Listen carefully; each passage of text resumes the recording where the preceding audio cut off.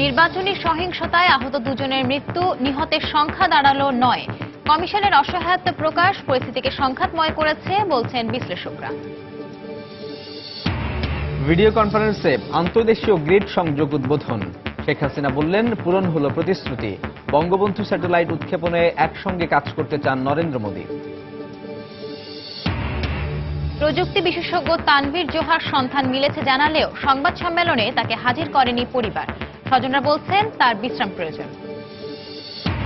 4 বছরে 2 বার রেলের ভাড়া বাড়লেও বাড়েনি সেবা, তীব্র ক্ষোভ।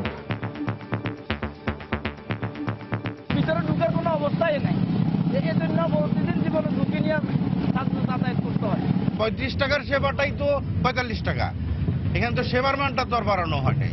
টয়লেটে যাওয়া যায় না, দুর্গন্ধ, তারপরে ময়লা। এবং ওয়ার্ল্ড টি20তে রাতে ভারতের মুখোমুখি বাংলাদেশ। সেমিতে ওঠার স্বপ্ন ভেঙে গেলেও জয় পেতে মরিয়া টাইগাররা। প্রতিপক্ষকে সমীহ করছে ভারত।